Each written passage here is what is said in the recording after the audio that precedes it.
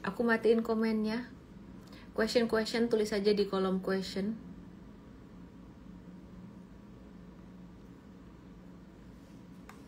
Yuk.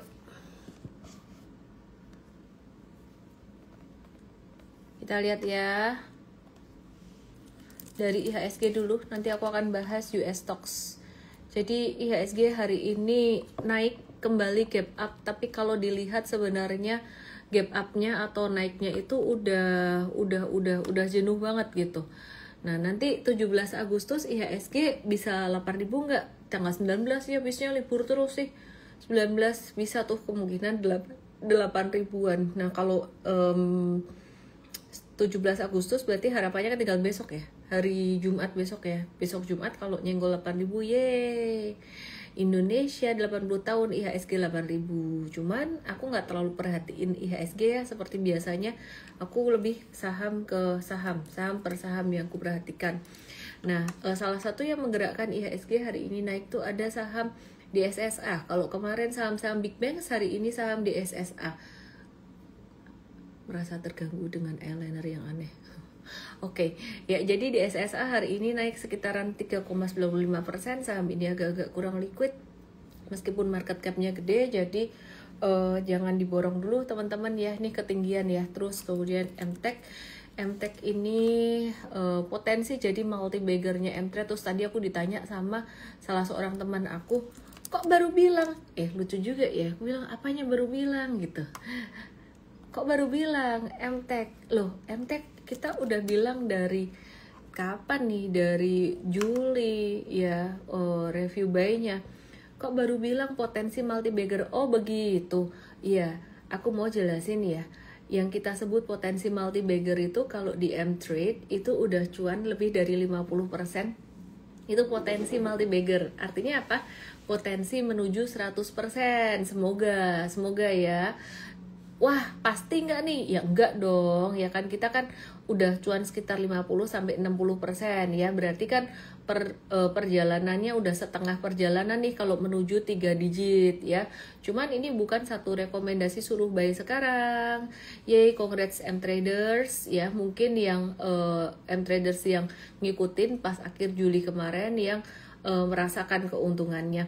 Jadi M-Traders pun mungkin hasilnya juga bervariasi ya. Aku mau kasih disclaimer yang ikut dulu pas marketnya lagi merah, atau yang pas 30 Juli pas lagi banyak yang hijau belakangan gitu. Itu mungkin hasilnya juga akan bervariasi gitu. Cuman kalau ngikutin kita punya money management dan juga cut loss short, semoga bisa lebih bagus hasilnya. Nah, perhatikan di sini ini MTech ya masih uptrend. Kita lagi nunggu retracementnya. Ini ngomong-ngomong baru review market hari ini. Unilever-nya breakout lagi. Nah, jadi Unilever ini dalam anak tangga menuju anak tangga ketiganya. Terus kemudian TLKM ya hari ini juga naik. Ini bentuknya mirip banget kayak IHSG dan juga saham-saham perbankan gede. Jadi kenaikannya udah mulai terbatas guys. Yang di tok yang di YT langsung aja ke Igoy. By the way, besok aku live-nya off dulu. Kalian bisa nonton live-nya M-Trademology jam berapa ya? Lihat story aku deh kalau nggak salah jam 4:30, jam 4 atau 4:30 ya, di Igoy-nya M-Trade_ID itu ya. Jadi ada tim coach aku yang bakalan nge-live tiap Jumat jam 4:30. Besok aku off dulu ya karena ada flight perjalanan pulang ke Indonesia. Terus kemudian saham-saham perbankan gimana kabarnya hari ini? Ini naiknya juga udah mulai terbatas. Hari ini tadi TLKM yang bentuknya mirip kayak IHSG, tapi naiknya juga udah mulai terbatas. TLKM jangan dihajar beli di atas. BBCA turun, normal retracement ya, retracementnya bisa sampai ke 8625, sampai sekitaran area ini ya, 8625 kalau misalkan mau buy on weakness. Terus kemudian BBRI ini juga mulai terbatas dalam jangka pendek, tapi ini menurutku koreksi yang normal. Bisa ada normal retracement sampai 3970, habis itu akan bisa naik lagi. Kemudian BBNI ini juga tadi rawan profit taking banget sebenarnya buat yang trading jangka pendek. Ini mungkin udah rawan profit taking. ada potensi sedikit retracement sampai ke area 43-an, habis itu bisa potensi naik lagi. Terus kemudian BMRI ya, BMRI. Disclaimer teman-teman semuanya, saya selalu mengingatkan kalau ada potensi bagus itu, aku selalu mengingatkan bahwa tidak ada yang pasti di market ya. Oke? Nggak ada yang pasti di market. Intinya kalau sampai terjadi breakdown volume gede, kita cut loss gitu kalau yang trading. Tapi kalau yang investing ya masih ngehold aja. Oke, terus coba perhatikan di ini BMRI yang di tok-tok yang di YT boleh ke Igoy.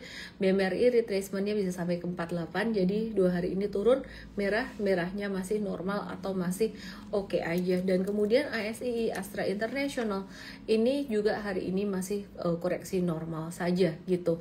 Nah, TLKM yang satu-satunya dari big caps ini yang belum retrace, ini kemungkinan besar besok akan ada satu retracement dan ini juga normal. Oke, normal retracement semuanya.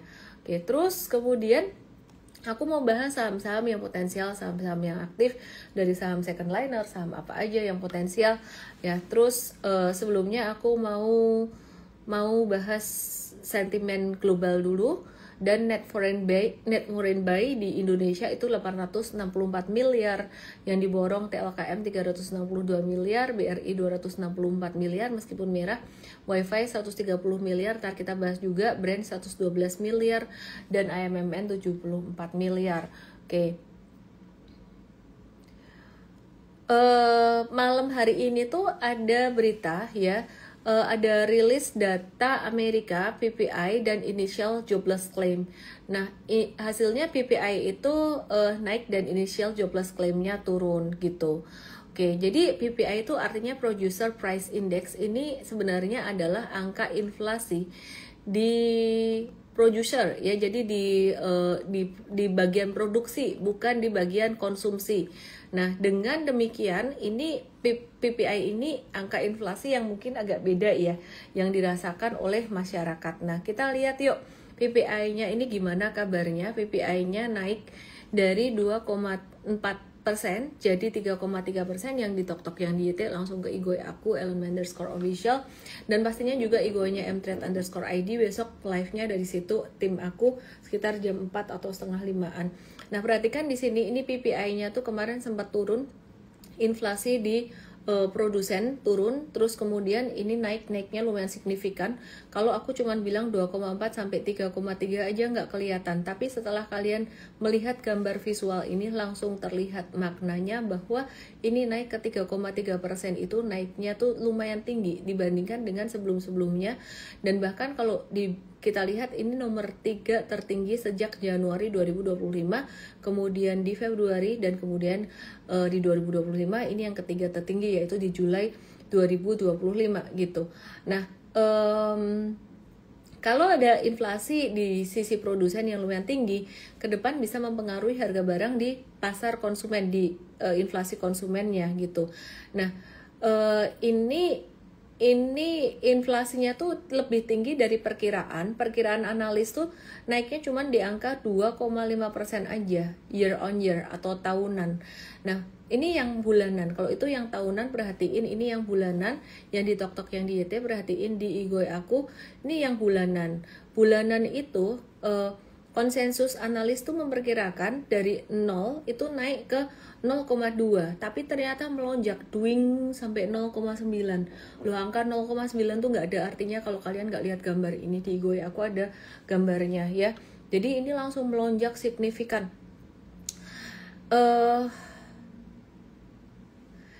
Hal ini menunjukkan bahwa harga di produsen itu mengalami kenaikan lebih cepat dari yang diperkirakan, baik secara tahunan maupun bulanan, yang bisa jadi tanda inflasi bisa meningkat dan langsung berdampak pada Nasdaq Futures dan S&P 500 Futures-nya tadi ya.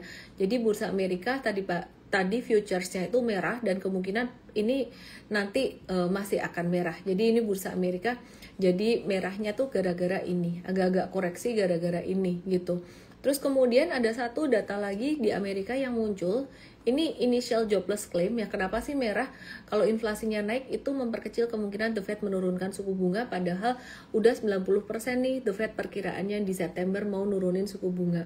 Nah teman-teman yang di tok-tok di YT lihat ke Igoi aku, coba perhatikan ini US Initial Jobless Claim ya, ini agak-agak turun dikit dari 227 jadi 224 ya, perkiraannya di 228. Nah penurunan klaim pengangguran ini artinya kalau turun malah lebih bagus, yang minta tunjangan pengangguran sedikit lebih sedikit ya, ini lebih bagus gitu. Cuman kita perhatiin PPI-nya agak kurang oke. Tadi naiknya lumayan signifikan. Oke, terus kita mau lihat rupiah kita gimana kabarnya dibandingkan dengan US dollar setelah beberapa waktu kemarin itu sempat kayak naik tinggi terus. Nah, hari ini beberapa waktu kemarin USD-nya tuh naik tinggi terus. Kabar baik hari ini rupiah kita menguat ya, USD-nya ini kayak ada breakdown di sini, dan ini breakdown-nya ini breakdown yang menurut aku sih secara teknikal, secara chart breakdown-nya bagus banget, dalam arti rupiah ada kemungkinan bisa melanjutkan penguatan sampai level 16.000. Dan kalau rupiah menguat sampai level 16.000, ini tanda bagus buat IHSG dan saham-saham big banks. Senang ya kalian ya. Nah, tapi kenapa hari ini saham-saham big banks justru malah turun? Normal correction aja. Kesimpulannya nanti besok atau next week masih bisa naik lagi nggak? Mungkin jangan dilihat hari per hari, tapi kalau ini konsisten turun, USD-nya konsisten turun atau rupiahnya menguat sampai kemungkinan di level 16 ribuan, itu tanda yang sangat bagus sekali. Nah, kenapa sih USD ini melemah ya? Jadi bukan rupiah yang menguat sebetulnya, tapi USD yang melemah karena data inflasi Amerika Juli kemarin itu sesuai dengan ekspektasi, bukan PPI, tapi data inflation tuh core inflation-nya. Nah, itu memicu spekulasi pemangkasan suku bunga oleh The Fed di September 2025 dengan probability naik dari 95% jadi 100%. Dan ini ada isu pergantian ketua The Fed Jerome Powell yang menyebabkan USD-nya ini jadi agak-agak melemah di Mei 2026 ya. Mei 2026 masih lama sih sebenarnya, dan memang itu kayaknya masa jabatan dia berakhir di 2026 gitu. Terus kemudian pertemuan Trump dan Putin di Alaska dan rencana meeting dengan Zelensky itu membuat tensi geopolitik itu mereda, sehingga mata uang global itu bisa menguat melawan USD gitu. Nah, malam ini juga market ada tadi menanti rilis data inflation. Hari ini data inflasinya ternyata tidak sesuai dengan ekspektasi gitu ya. Nah, jadi agak-agak lebih tinggi dari expectation gitu. Oke, terus itu yang menyebabkan beberapa hal yang menyebabkan USD agak-agak turun. Breakdown dari 16173 tuh level psikologis support yang lumayan kuat. Terus dari dalam negeri sendiri, data pertumbuhan ekonomi Indonesia kuartal 2 naik 5,12% secara tahunan, meskipun ini dipertanyakan dan dilaporkan oleh Selios ke PBB. Jadi Selios nggak percaya, dia laporin ke PBB gitu. Oke, mari kita lihat keberlanjutan dari drama ini. No comment saya. Oke, no comment karena aku lebih mengomentari harga saham aja ya. Karena kemarin data itu juga impactnya positif ke harga saham, meskipun saya juga berharap datanya benar. Semoga aja betul datanya ya. Market menanti pidato nota keuangan dan RAPBN 2026 kalau dari dalam negeri oleh Presiden Prabowo Subianto besok ya, dengan ekspektasi ada signal positif untuk ekonomi gitu. Terus BI itu lagi ngedorong pembentukan SWF Syariah, SWF Sovereign Wealth Fund. Sebenarnya Danantara itu juga udah SWF ya, udah Sovereign Wealth Fund, itu mengelola dana gitu, tapi ini mau dibentuk yang syariah. Oke, sekarang kita mau bahas saham-saham CPO yuk. Apa kabarnya saham CPO yang kita watch beberapa hari kemarin, dimana harga CPO udah naik 4 hari berturut-turut. Yuk kita lihat chartsnya seperti apa. Yang di tok-tok yang di YT, coba lihat di sini, ini harga CPO udah naik beberapa hari terakhir ini. Mari kita lihat ya saham-saham CPO gimana sebenarnya. Apa yang bikin harga CPO menguat dalam beberapa hari terakhir itu karena kewaspadaan terhadap data ekonomi China yang besok rilis atas dampak tarif Trump, yang dimana banyak orang tuh agak-agak worry. Terus Malaysia naikin harga acuan CPO di bulan September itu jadi naik 4,9% secara bulanan. Terus ada sentimen juga batas antara biaya ekspor CPO Malaysia itu juga dinaikkan dari 9% jadi 10% ya. Itu buat harga CPO juga naik. Ada potensi peningkatan permintaan CPO dari India menjelang perayaan Diwali. Kita lihat beberapa saham CPO. Yang pertama ada AALI atau Astra Agro Lestari yang udah naik luar biasa signifikan. Ini sahamnya lelet banget ya. Dan laporan keuangannya dia bagus, ada pertumbuhan sekitaran 40-an%. Saya lupa pasnya, kurang lebihnya saya lupa. Tapi menarik sih sebenarnya, ada kenaikan sekitaran 40-an% secara labanya. Coba ya aku cari dulu ya. AALI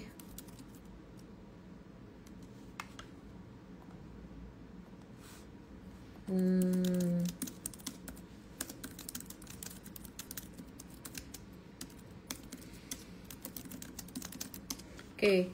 Ini di M-Trade udah cuan sekitaran 14% up to 14%. Tinggal ngehold aja dan nunggu retracementnya sekitar level berapa bisa ditungguin 6925. Oke, terus kemudian kita lagi menanti S-Grow. S-Grow ini juga dia secara laporan keuangannya menarik banget, ada pertumbuhan 200%. Ya, jadi kita lagi nunggu retracement yang signifikan. Ternyata nggak terlalu signifikan retracementnya, udah ngegas lagi, ya udahlah ya. Kita juga udah ada cuan dari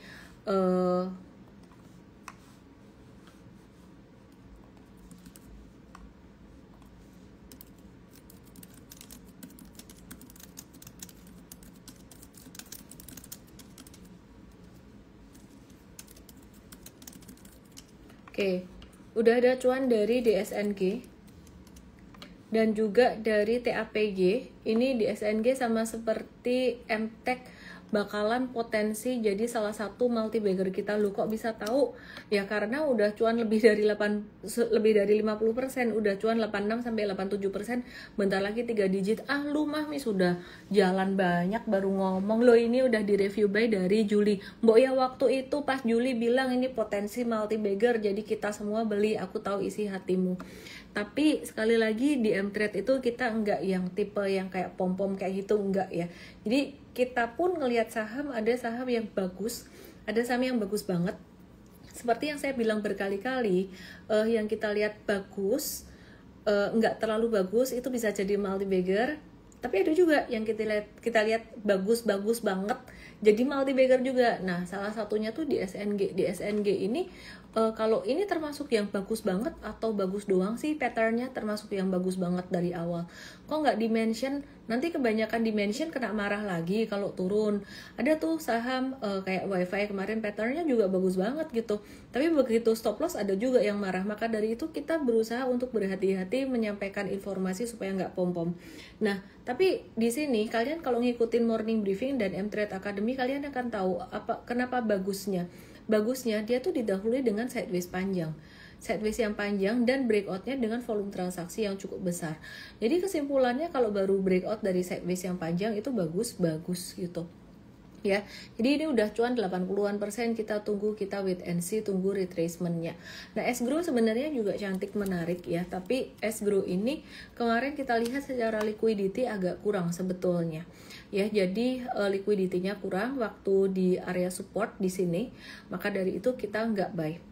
Oke, tapi kita masih tetap lihat ya, dia menarik sebenarnya secara laporan keuangan. Kita masih mau watch lagi lah gitu. Kok di watch terus ya? Sabar-sabar deh.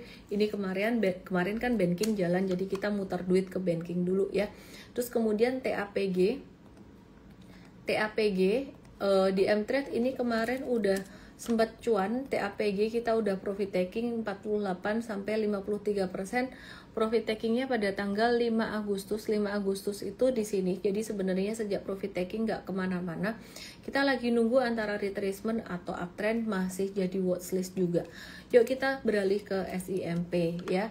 Oke, jadi SIMP gimana kabarnya? Oke, aku mau kasih disclaimer buat teman-teman semuanya.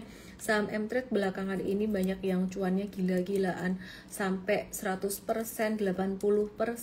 Cuman saya mau kasih disclaimer ya. result tiap orang berbeda-beda, karena kadang-kadang saham yang cuan nggak diikutin, yang dibeli saham yang lain, terus pas M-Trade lagi posisinya lagi banyak cuannya, ternyata pas lagi pausing mereka membernya pas lagi liburan atau lagi istirahat atau gimana, saya juga nggak ngerti. Jadi tiap orang beda-beda gitu, dan apakah ini akan menjamin result ke depannya? M-Trade itu kita punya historical data selama bertahun-tahun kinerja.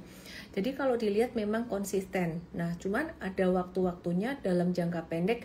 Misal nih dalam 1 bulan, kalau jangka pendek ya, 1 bulan itu termasuk pendek gitu. Jadi 1 bulan itu misalkan ada lebih banyak cut loss daripada profit taking kalau pas bulannya bulan cut loss gitu loh. Tapi kalau dilihat secara setahun dan bahkan selama beberapa tahun itu secara statistik bagus ya. Oke. Nah, kemudian saya mau lanjutin bahas saham yang lain dari sektor CPO, masih dari sektor CPO.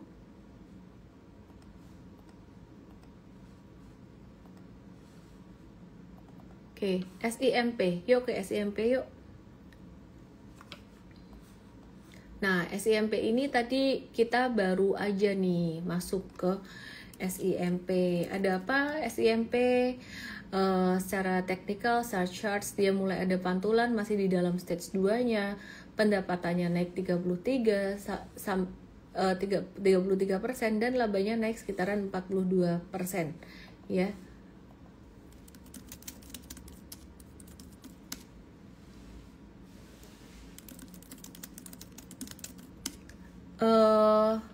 Terus nggak cuma dari pendapatan, naiknya laba bersih yang lebih tinggi itu didorong dari margin laba kotornya, gross profit margin perusahaan yang naik dari 22% jadi 24%-an.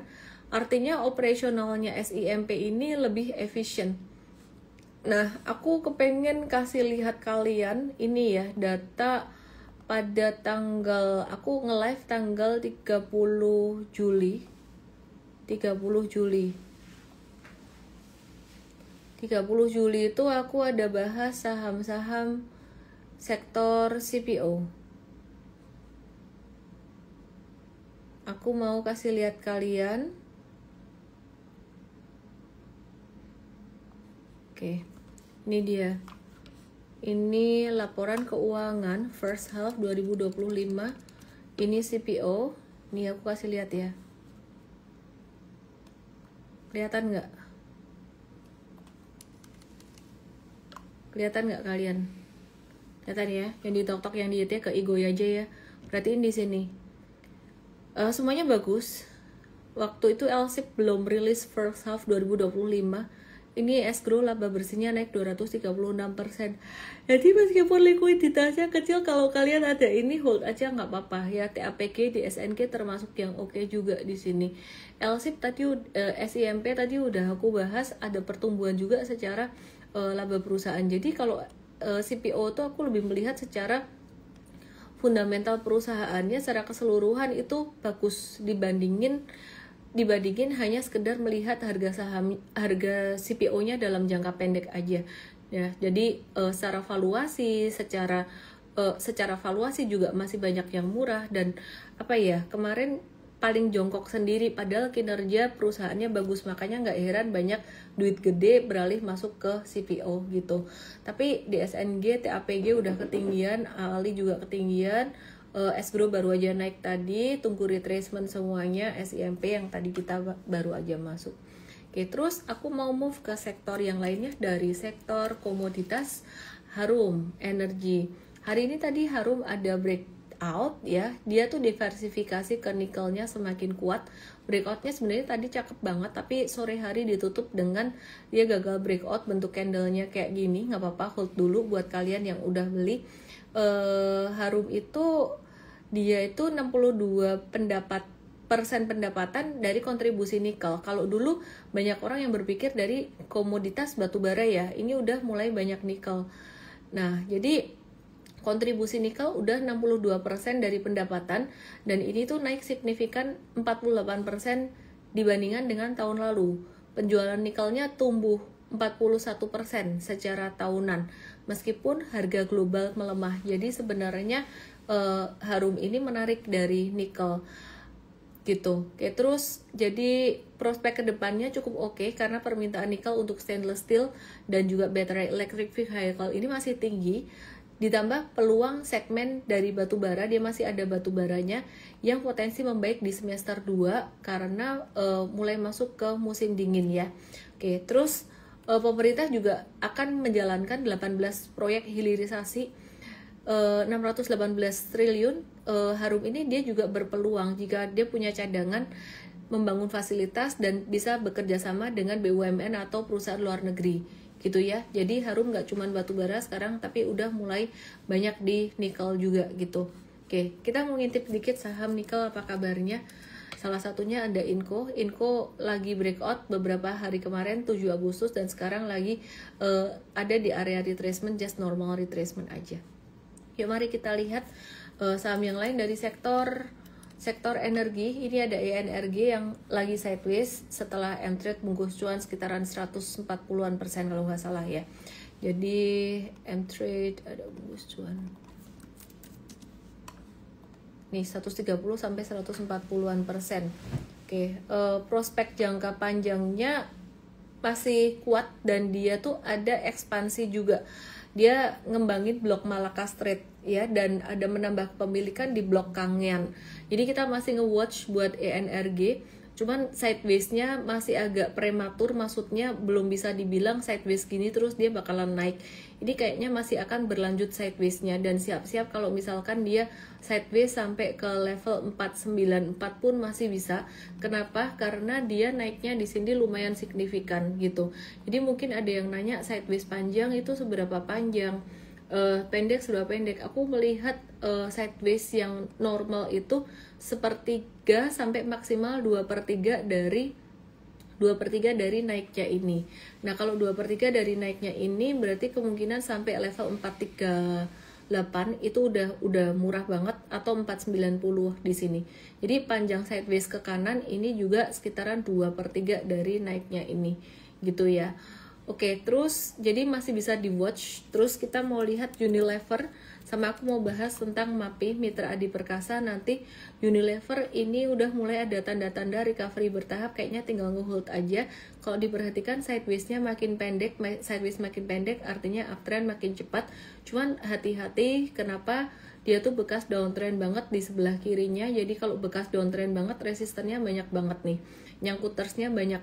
Setiap kena resistance itu pasti ada beberapa nyangkuters yang mereka mau buang barang, kayak bisa bernapas lega, bisa buang barang dulu gitu.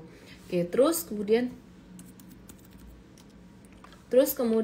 volume penjualan domestik Unilever di kuartal 2 2025 tuh sebenarnya dia tuh turun gitu. Cuman kemarin kedorong sentimen positif, lagi ada buyback, dan memang kalau aku melihat kenaikan harga saham Unilever ini tidak relevan dengan fundamental perusahaannya. Nah aku nggak tahu ini udah dipost belum di IG-nya M-Trade, mungkin besok akan dipost ya.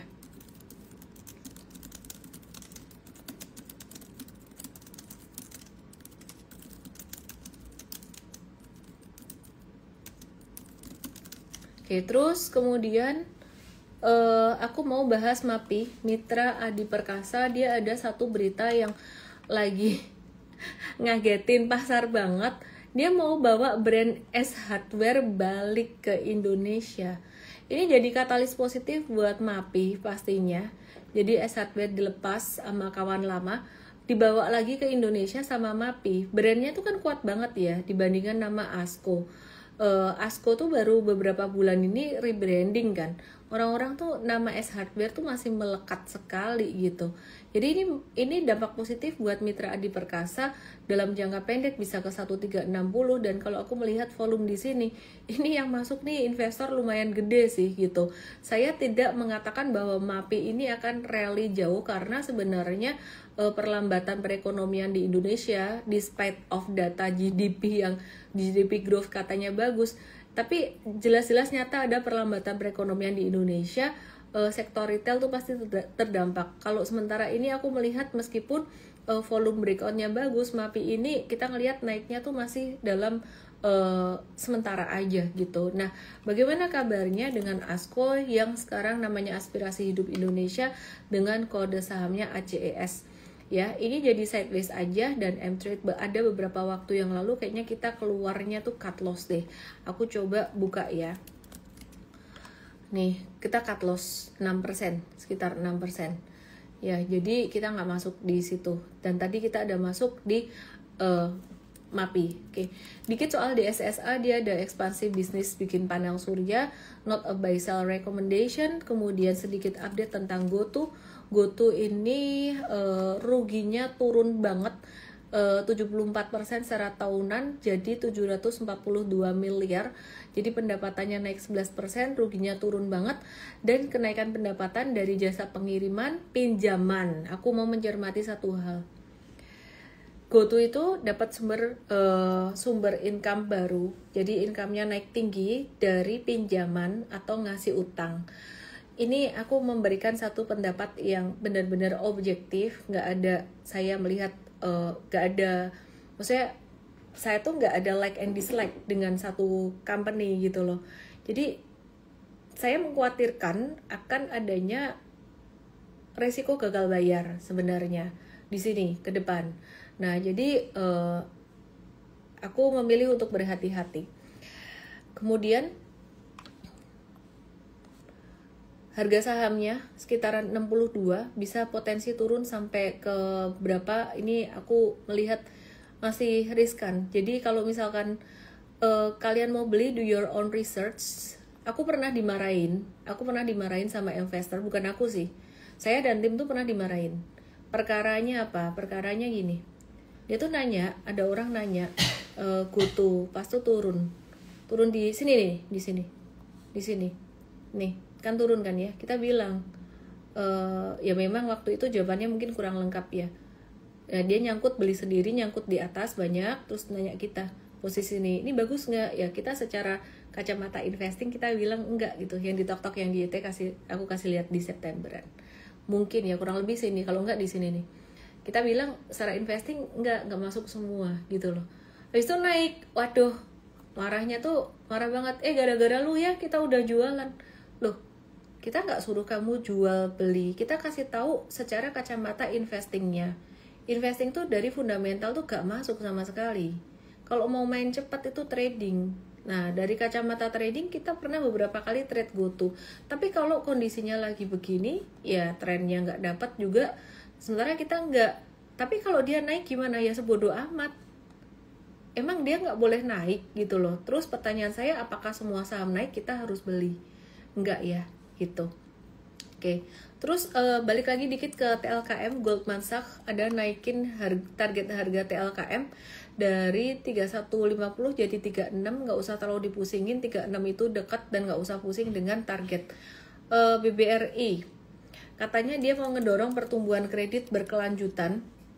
Dia mencatat pertumbuhan kredit korporasi kuartal 2 bagus, angkanya naik 15,64% secara tahunan, valuasi juga masih murah. Aku nggak akan bahas lebih lanjut ya, tadi udah aku bahas di awal. Kemudian aku mau bahas WiFi ini disebut jadi salah satu calon pembeli link atau linknet dengan nilai lebih dari 1 miliar US dollar gitu, dan bisa jadi transaksi infrastruktur digital terbesar di tahun ini. Oke ya, jadi WiFi ini bisa di watch lagi. Beberapa hari yang lalu dia kena stop loss, terus kemudian hari ini dia naik lagi. Ini pas banget di resistance pola flagnya, sampai mau bilang pola pentung, pola flag. Oke, terus saham Mbak PP apa kabar? Banyak yang nanya saham Mbak PP.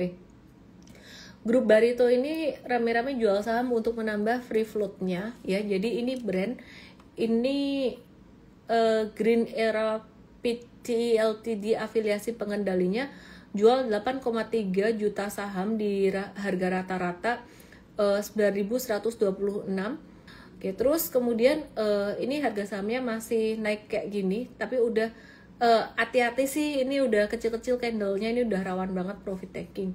Terus kemudian Petro, tapi kalau naik lagi gimana? Ingat ya, kita tuh bukan cuma ngejar naik saham naik doang, tapi PR kita yang paling penting sebenarnya adalah ngejaga resiko gitu, ngejaga resiko. Saham naik tuh banyak kok, nggak harus kejar-kejaran, kita juga bisa cuankan ya. Saya nggak perlu pamer terlalu banyak lagi ya. Tadi udah sebut beberapa saham M-Trade yang perform. Itu aja yang aku ingat, kayak yang aku lupa cuan puluhan persen juga masih ada.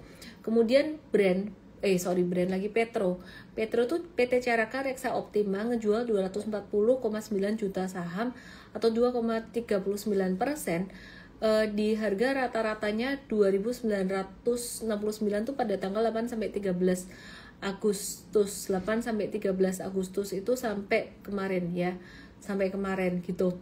Terus kepemilikannya turun jadi 27,17%.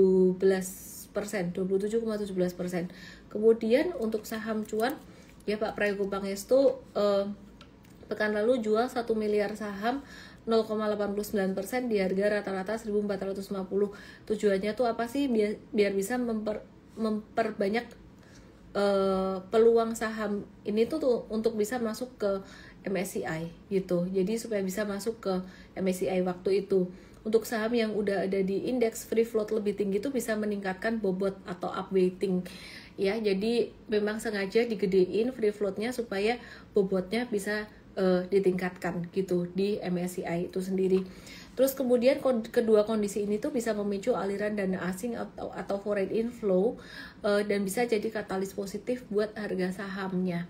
Jadi sebenarnya dengan mereka jual itu, mereka lagi ngatur supaya free float-nya tuh naik, supaya asing tuh banyak masuk ke saham ini. Kalau asing masuk ke saham-saham ini, diharapkan harga sahamnya naik. Disclaimer on, bukan berarti saya lagi suruh kalian beli saham ini, oke?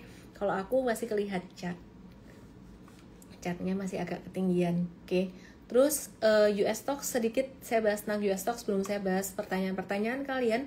Oke, aku mau bahas tentang S&P 500. Ini tadi ada turun dikit karena data PPI-nya agak kurang bagus ya, naiknya ketinggian, tidak sesuai dengan expectation.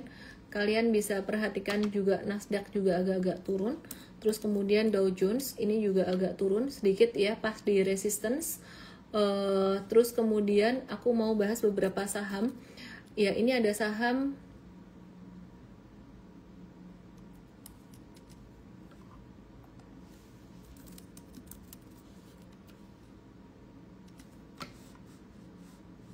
bentar ya,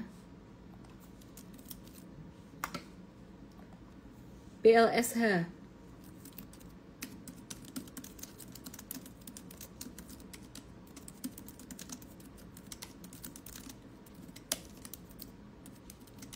Ya, jadi ini naik 12,6%. IPO-nya lumayan sukses, tapi habis itu turun. Mungkin yang suka IPO, saham-saham yang baru bisa dilihat, tapi kalau aku nggak terlalu suka. Kita coba lihat saham yang lain, TeraWulf ya. Ini saham ini breakout, bisa ditunggu retracement-nya, bisa masukin ke watchlist untuk US stocks-nya. Saham-saham yang lagi habis breakout gini ya.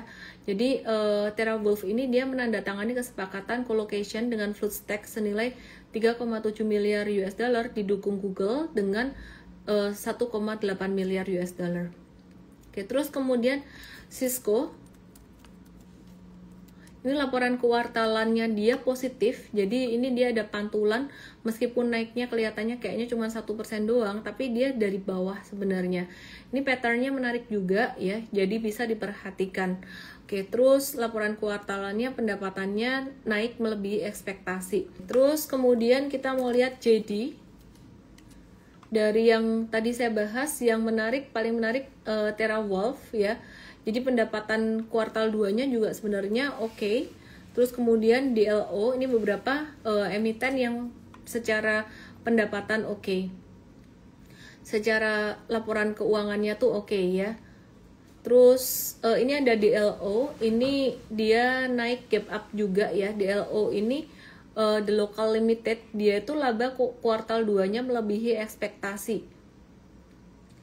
Dengan pendapatannya naik 50%, mencatatkan total volume pembayarannya tuh naik 9,2 miliar Nah, ini perhatikan, jadi dua yang paling utama yang perlu diperhatiin ada WULF sama DLO kalau misalkan mau ditunggu area retracement-nya. Oke ya.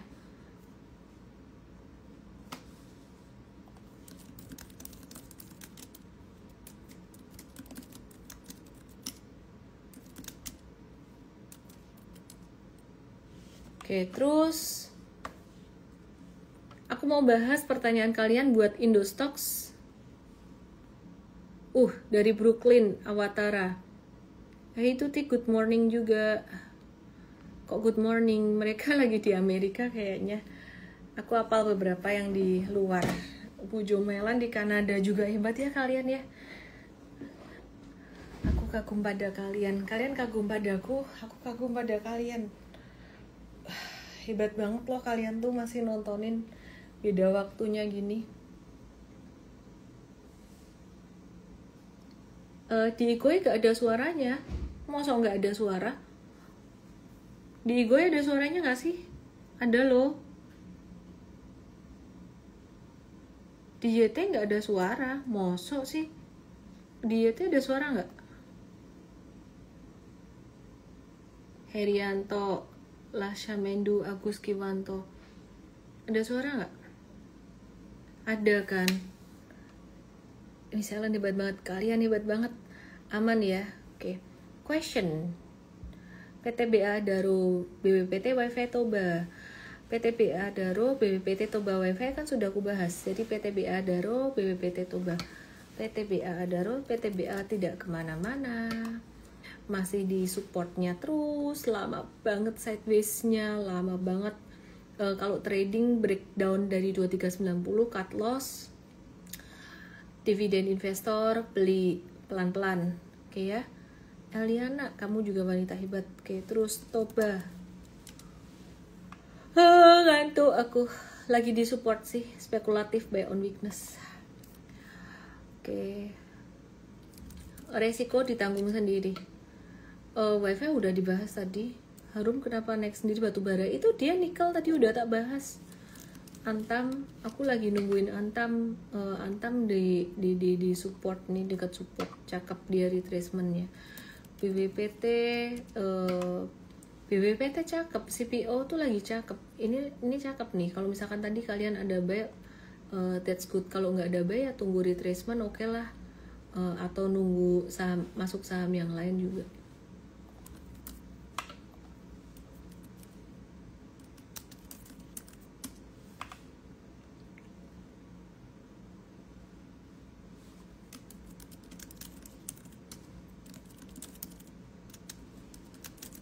Oke. Terus kemudian BRPT, banyak yang nanya BRPT, CTRA, BRPT lagi retrace, boleh di watch. Lagi retrace, tapi kayaknya nggak ada berita BRPT grup Barito jual saham untuk nambah free float, nggak ada. Kalau ada berita itu bagus.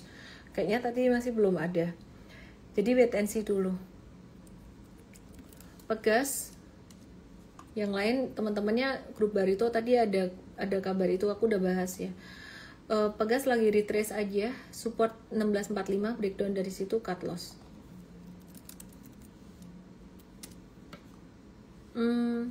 Pani agak breakdown dikit. Tunggu sebentar. Oh enggak deh, ini hitam-hitam. Turun normal aja, paninya lagi sideways-nya cakep normal. Aku mau bagusin chartnya ya. Nah, aku mau perbaruin. Ini dia lagi sideways. Oke, dia turun lagi. Ini dia lagi sideways kayak gini. Dia sedang membentuk pennant yang gede banget. M-Trade, nah banyak nih saham cuan nih. Aku sampai lupa kan, apa aja yang cuan. Sombong. Pani, M-Trade lagi cuan 40-44%. Potensi multi-bagger nggak tahu. Ntar aku dimarahin. M-Trade udah masuk di awal, udah review buy lama. Koin Nasdaq gak masuk pantauan kah? Mari kita lihat Coinbase Global. Ini kok gagal naik ya? Gagal naik di sini. Aku tadi dapat data. Menarik. Ini selingan aja ya. Ada satu data menarik nih, selingan aja nih. Nih, aku dapat data menarik selingan aja. Nah, tadi obrolan di internal. BlackRock,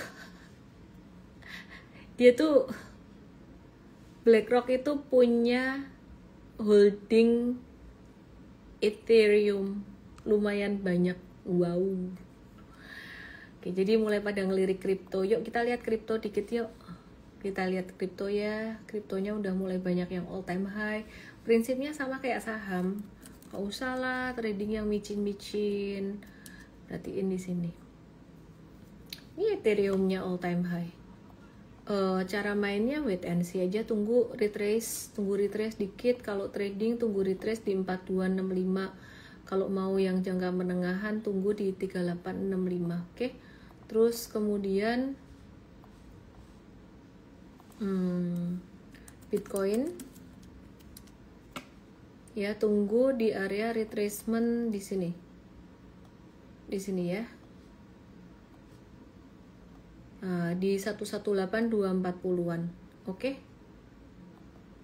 Terus kemudian Brand tadi udah, Raja dan Ratu. Rajanya kemarin sempat breakout 2 hari yang lalu, sekarang lagi sideways aja. Marketnya kayaknya lagi agak-agak slow down.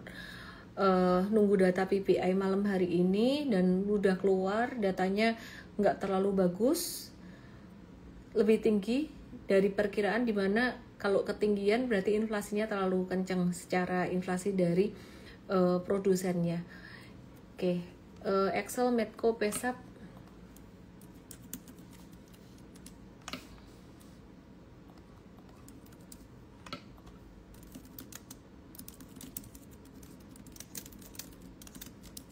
Oke, Excel ini kita jangka pendek udah profit taking, boleh ya pamer cuan lagi ya. Ini kan kerja tim, cuan 20% Excelnya. Kita lagi nunggu retrace 28 buat masuk lagi jangka pendek, jangan masuk di atas atau di ketinggian.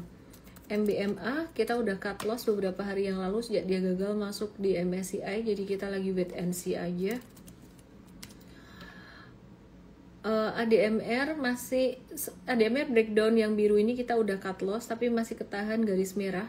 Apakah mau buy on weakness atau sebaiknya tunggu dulu ya, terserah. Mau buy on weakness juga dia ketahan merah ini, support kuat juga sih. Oke, Ci angkat aku jadi murid, mulai ini kan udah jadi muridku. Masuk M-Trade Academy, belajar di situ. Jangan cuman ngikutin rekomendasi doang. ICBP hari ini naik volume tinggi. ADMR kena kasus tuh tema kemarin, aku udah bahas kemarin. ADMR kena kasus gimana? Itu grupnya Pak Boy Thohir ya kemarin ya, kena isu apa sih terkait dengan korupsi Pertamina. Aku nggak komentarin hal itu, tapi aku komentarin harga sahamnya. Kalau khusus ADMR sih ya tadi masih ketahan di support. Kemarin aku ada bahas lengkap. Ya udah gitu aja ya. Teman-teman yang mau belajar investing, DM aku MVestart. Yang mau belajar trading, DM aku MTradeStart. Semoga bisa bermanfaat. Besok sampai jumpa besok di morning briefing besok bersama dengan Coach MTrade. Dan besok sore, besok aku off, jadi live-nya off. Kalian follow IG-nya MTrade_ID atau di YT. Di YT besok 4:30 ada live dari tim coach kita, tim coachnya MTrade. Oke, kalau mau dapat update saham besok ya. Dadah, salam profit, good night.